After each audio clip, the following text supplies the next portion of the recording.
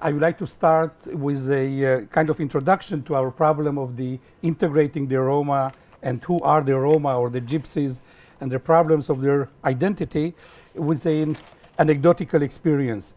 A couple of years ago, I was in Vienna with my wife in a not exactly kosher wine and beer garden in Grinzing, if you know, some of you, the village near Vienna. And there were two gypsy Roma musicians playing. And when they had a break, they were sitting on a table very near to us. And I caught some of the words they were saying, discussing, and I asked them where they are from. And they said they are from Bratislava, Slovakia, which is about 60 kilometers from Vienna. They have been commuting for more than 10 years, something like that, between Bratislava and Vienna until the Austrians are kicking us out back to Slovakia, a couple of days later taking the train back, and so on. I think we started to discuss some words in English, some words in broken German. They knew German well, I do not know, but I had in mind something, a deeper conspiracy. I told them that I am an Israeli, a Jew, born in Transylvania, 57 years now, by now, 58 years in Israel, and I speak Hungarian. And they turned to me, so why don't we speak Hungarian? We are Hungarian gypsies. And I told them, but you came from Slovakia. Yes, but we are also Slovak gypsies. But you work in Austria for 12 years. Yes, we are also German gypsies. And then there started a kind of discussion between the two when I felt that one of them is more a Slovak gypsy speaking Hungarian, and the other is a Hungarian-speaking, Slovak Jew living in Slovakia, but actually Hungarian gypsy. So Slovak gypsy, Hungarian gypsy, speaking in Hungarian with a Jew from Transylvania, which is now Romania, to complicate the situation. And I was born in Romania, actually, after the Second World War, immediately. One of them told me that actually that he also has Jewish relatives, because he had an uncle called Weiss who was killed in Auschwitz. Now, whether this is true or not, we don't know exactly, but I was glad to discover now Jewish identity with the Roma. And I mentioned to him that my mother, 90 years old now, she was in Auschwitz, and she witnessed, when not near her barracks, the gypsy camp was destroyed, killed, gassed, 2,000 people, and the 2nd of August 1944, when my mother was there, is the memorial day for the gypsy genocide holocaust, the Poremos, as they say. So then I felt that our discussion must come to an end because they have to finish their break. I had to finish my huge plate of food. And then I found out that, look, I told them, after we spoke so many memoirs of our area, maybe in fact we have a supranational identity. I don't know if I use this type of heavy description, that we are in fact children of the Austro-Hungarian monarchy. And I told them, look at my poor wife, she happened to be born in Romania and Bucharest, nothing to do with our forefathers, but we are Austro-Hungarians. We are in Vienna, Bratislava, Transylvania, Romania. So the end of the story, that in fact, who are the Roma, the gypsies? How do they consider themselves? How Europe consider themselves? There's different kind of definitions dealing both with human rights, and Mr. Chairman, you just pointed out the institutional discrimination against many of them. First of all, I think that in a way I'm representing here what is being described as Europe's largest minority. I'm quoting, for example, from a headline, from the title of an article written by Romani Rose, who for the more than 32 years is the leader of the Sinti and Roma community, as they are called, the Sinti and Roma community in Germany, that in fact the Roma, the gypsies, are the largest European minority. And you mentioned just now how many millions of Europeans are minorities, but by various definitions, the gypsies, the Roma, are the largest minority. They are considered, and we have different kind of definitions, that's why we have to be careful in our discussions, they are considered as a non-territorial European people because they do not have, as other groups in Europe, a external homeland. If you take, for example, if you take Hungarians living in former Yugoslavia, in Serbia, there is neighboring Hungary. You had the ethnic Germans in Central Eastern Europe and Russia, Soviet Union, whose homeland was considered in a way Germany. But on the other hand, they have an external homeland, and they are looking for their roots in India, and never mind for our purposes now, how deeply, exactly, who came, what groups, what clans or tribes came from India and northern India. There are yearly visits by Roma activists in Europe to visit places in northern India. One of the universities there has even a chair for Roma studies, for Gypsy studies. So in fact, they are looking for an external homeland as a unifying factor in order to use as a kind of mobilizing and unifying factor for their own background. But in fact, they are what I considered in my title, the ultimate Europeans. Why are they the ultimate Europeans? Because on the one hand, they are attached to the local homelands where they lived for centuries. Even with some confusions, as my two colleagues who are playing music in Vienna. Are they Hungarian gypsies, Slovak gypsies, or are they German gypsies? Because in fact, they are supranational gypsies in this sense. I may ask about Germany. I do not know if we shall, what kind of answer we may have. Can we consider those people, the Sinti and the Roma groups, living in Germany as gypsies in Germany or German gypsies? Who are they? Because on the one hand, they identify themselves with the homeland, as I mentioned, where they lived for hundreds of years. On the other hand, now I am using a word which may not be completely academically correct, they are playing exactly on the stereotypes that the European culture has made of the Roma, that they are travelers. If you look up, the British have a very interesting expression. People who are traveling could be gypsies, other homeless type of people who are traveling. The gypsy is the ultimate traveler. Europe, without going into microeconomics, and the Schuman Declaration was very critical that we have mentioned today with Sharon's reading in Schuman in Hebrew, that this sounded very original to me, that in fact Europe is about traveling, is about the freedom to have a supranational sense, a beyond nationality, and the gypsies, the Roma, they are travelers, even though now it's a kind of myth, because they have settled down. On the other hand, I would claim for our brief discussion, and our time run fast, that one of the best lawyers, I would say, or promoters of European unity are the Roma.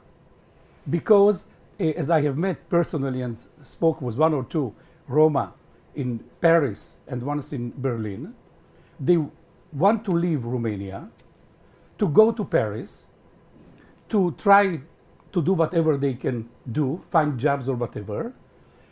Some of them are being accused and are committing, of course, antisocial activities, and we must face it.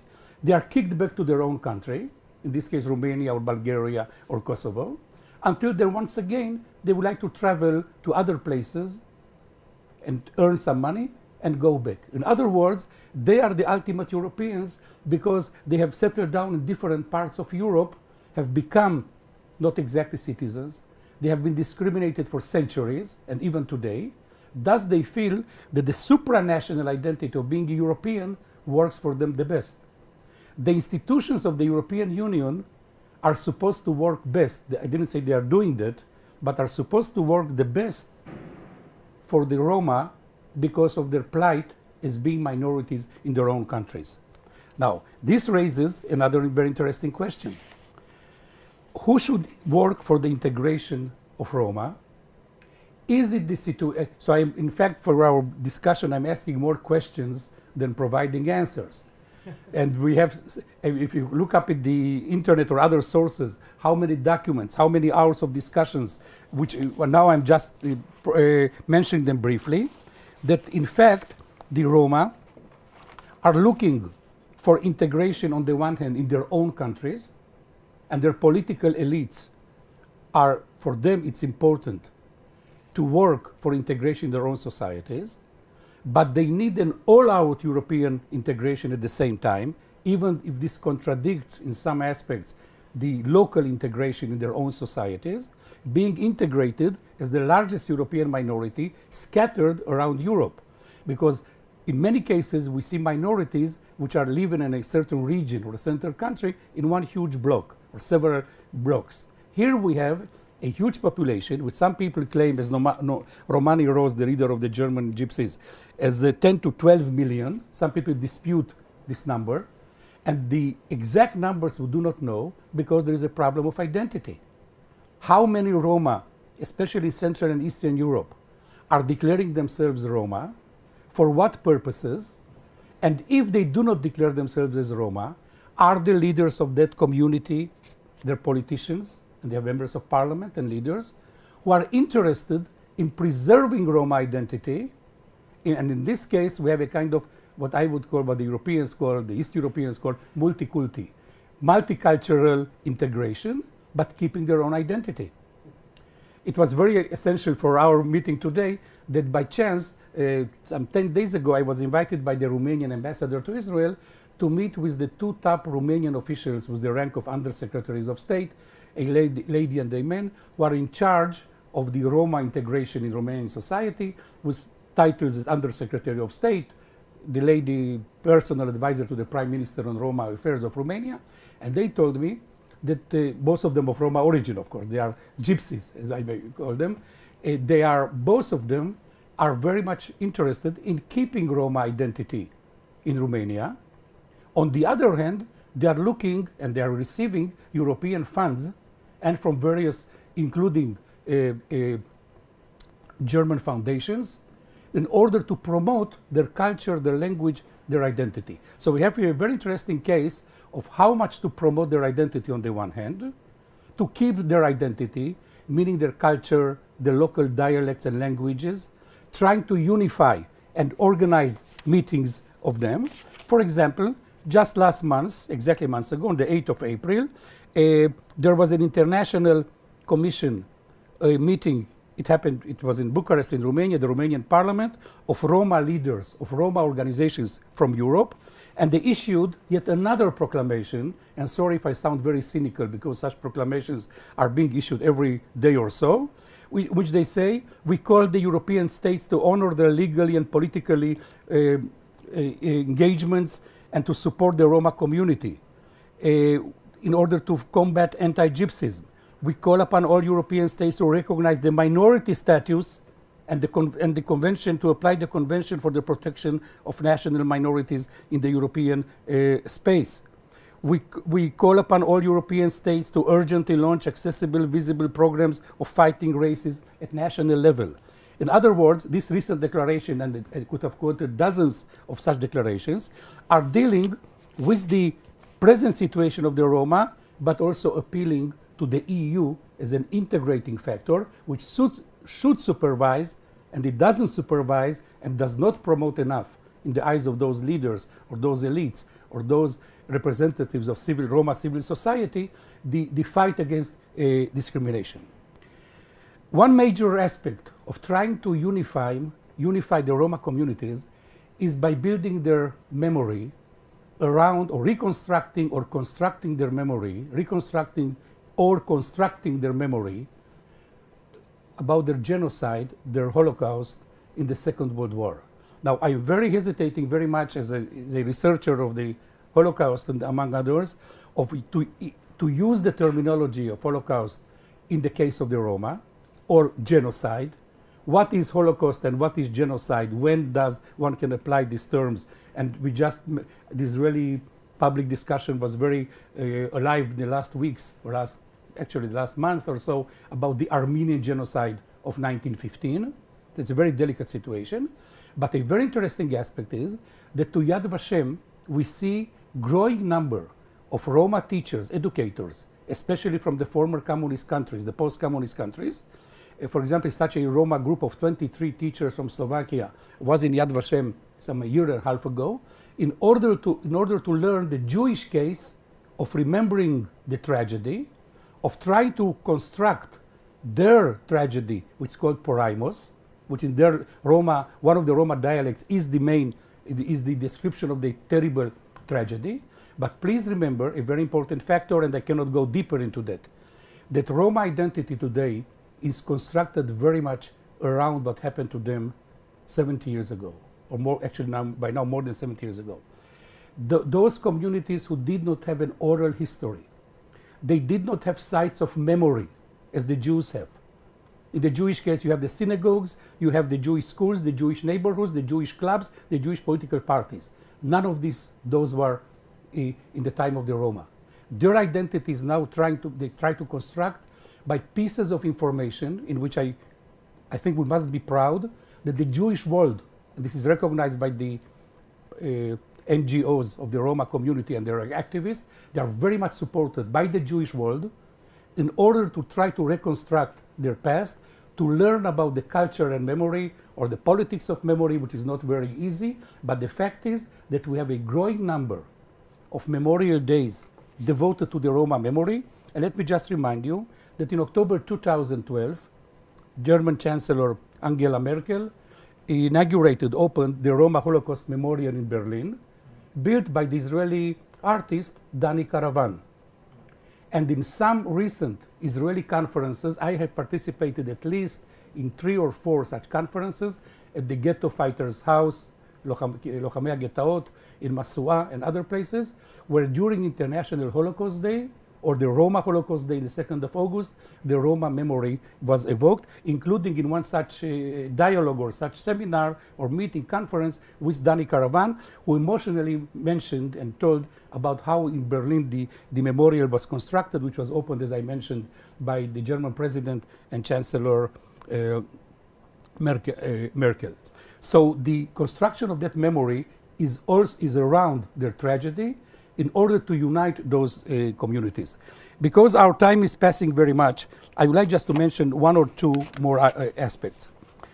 In a quite strange, I immediately will see why I'm mentioning the word strange decision of the Council of Europe some more than 10 years ago, the document referred to the Roma as a true European minority. Now, why did I say strange?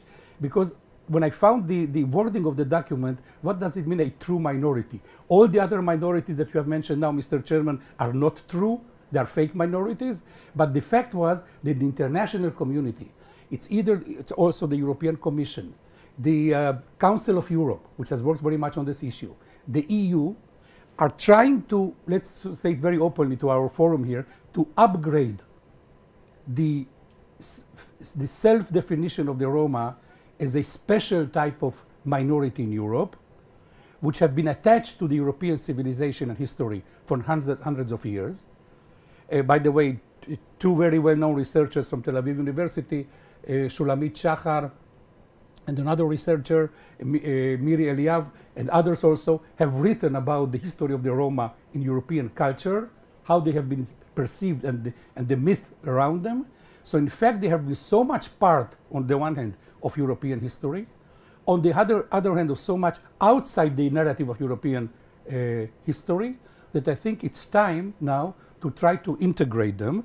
But as you, Mr. Chairman, and you, the public here, I didn't give any suggestions how to solve them, but one suggestion could be that instead of now speaking in our meeting here now, the social, political, and religious minorities in Europe and their contribution to the European integration process, I would change the words, the contribution of the European integration process to the integration of the minorities, not their contributions, not only their contribution, but in the Roma case, I think the contribution of the European integration process to their integration into European societies, because I do see in them the ultimate Europeans as being the travelers in the European space. Thank you.